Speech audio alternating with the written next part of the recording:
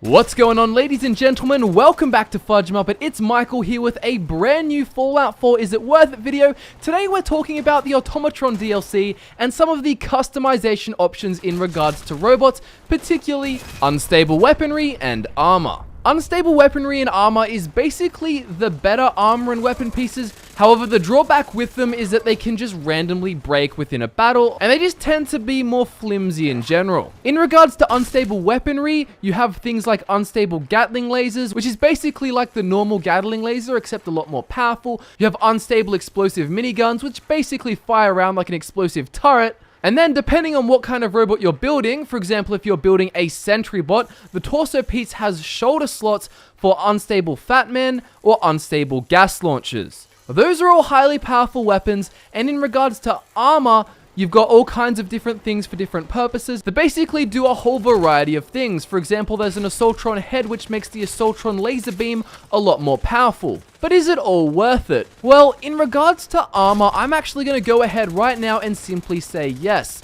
The armor pieces that are unstable tend to be pretty good, pretty worth it, and if they break off, it's not the end of the world. It's not like the whole robot limb itself is breaking on simply the armor piece that covered that limb. For example, if you're using a Robo-Brain head and you want to make your Mesmertron attack more powerful, you can get the Cyclops piece on the helmet, and this is basically worth it. You know, if it breaks off, you still have the Robo-Brain head there, you simply lose the armor. And it doesn't seem to break off extremely often. However, when it comes to weapons, this is where I have beef. Unstable weapons seem to break off quite commonly, and I've got no confirmation to back this up, but simply based on experience, it seems like the more unstable weapons you're using, the more everything can just screw up and everything explodes, and then you're left with a sentry bot that doesn't even have weapons to attack with. So looking at the arm pieces, you have things like the unstable Gatling laser, and it is really powerful. However, me personally, I think it's a lot better just to use normal Gatling lasers. These normal Gatling lasers will do a ton of damage, especially if you put the voltaic attachments on all your armor pieces to increase energy damage, and they're never going to break. However, if you put things on like the explosive miniguns and like the unstable Gatling lasers, they can just break off and then you're left with nothing.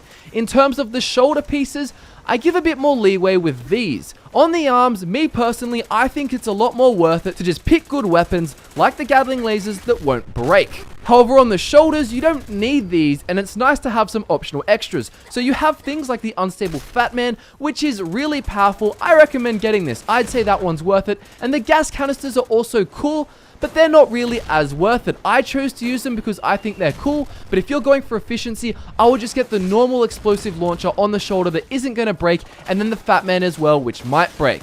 That tends to be a good combination with the unstable weaponry, is picking one or two unstable weapons, but then leaving two that won't break. So maybe if you want, you can have one arm piece that won't break, and one arm piece that will, and then one shoulder that won't break, and one arm piece that will, and by will I mean might. Or if you're like me, you'll have two arm pieces. I've got Gatling lasers that will not break, and then on the shoulders you can have a Fat Man and the gas canisters, which could break, or as I said, the Fat Man, which could break, and the normal launchers, which won't break. The other thing I really need to mention about unstable weapons is that when they break, you don't have to build them again. They repair themselves after combat has ended, which is really useful, but still, everything I said before, I still mean it all. It's just annoying to have things break really often. So in summary, unstable armor tends to be worth it for the most part, and unstable weapons are mostly worth it only if you use one or two. I would say using all unstable weaponry, even if it's the best, is not worth it. I hope you enjoyed this video, and if you enjoyed it, be sure to subscribe because we're going to have heaps more coming your way. Like the video if you liked it, and I will see you guys very soon with some more awesome Fallout 4 Automatron content.